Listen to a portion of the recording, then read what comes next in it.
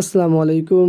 আবারও হাজির হলাম আপনাদের মাঝে নতুন আরেকটি ভিডিও নিয়ে। আপনারা দেখতে পাচ্ছেন আমাদের সামনে একটি স্যামসাং ব্র্যান্ডের মনিটর আছে এবং এটির মডেলটি হচ্ছে S19B150 এবং এটির সমস্যা আপনারা দেখতে পাচ্ছেন প্যানেলে। তো আমরা পাওয়ারটি অফ করে অন করে দেখব যে আসলে সমস্যাটা কোত্থেকে দেখাচ্ছে।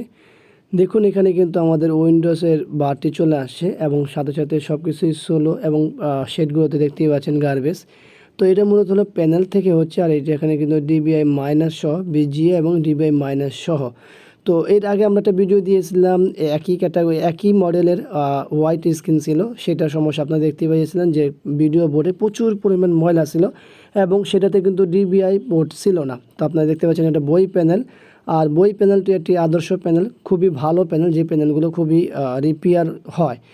তো আমরা এখানে দেখতে পাচ্ছি আমাদের যে ভিডিও কার্ডটি আছে এখানে কোনো সমস্যা নেই। আমরা প্যানেলের যে টিকন বোর্ডটি আছে দেখতে পাচ্ছেন আপনারা, এখানেও দেখে নিচ্ছি, এখানেও ফ্রেশ আছে, আর এখানেও আসলে কোনো ভোল্টেজের সমস্যা নেই।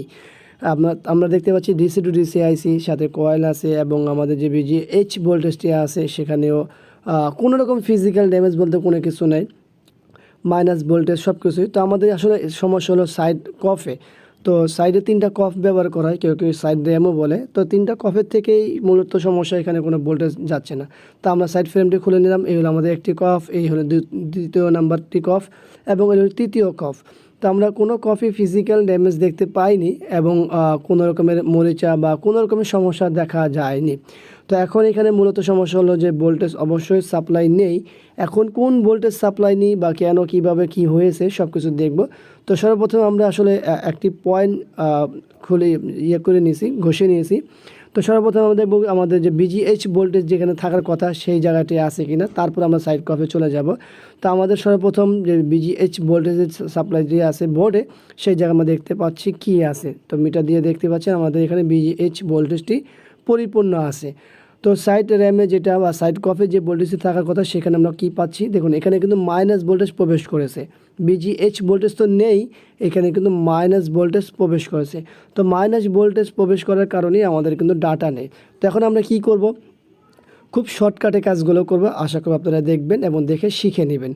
তো চলুন আমরা শর্টকাটে কাজটি করি। তো শর্টকাটের কাজটি কি হলো, আমরা জাস্ট একটি কয়েল তার দিয়ে আমরা বাইপাস করে দিয়েছি, যেটা গ্লাসের মাধ্যমে যে ভোল্টেজটি যেত সেই ভোল্টেজটি আমরা সরাসরি একটা কয়েল তার দিয়েই দিয়ে দিয়েছি। তো তারপরে কী রেজাল্ট আসে আপনারা দেখতেই পাচ্ছেন। তো দেখতেই পাচ্ছেন আমাদের প্যানেলটি কমপ্লিট হয়ে গেছে।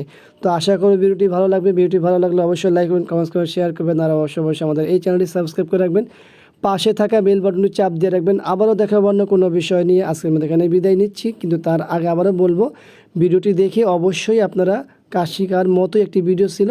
ভিডিওটি দেখার জন্য সবাইকে ধন্যবাদ জানাচ্ছি। আজকের মধ্যে এখানে বিদায়। আল্লাহ হাফেজ। আসসালামু আলাইকুম ওয়া রাহমাতুল্লাহি ওয়া বারাকাতুহু।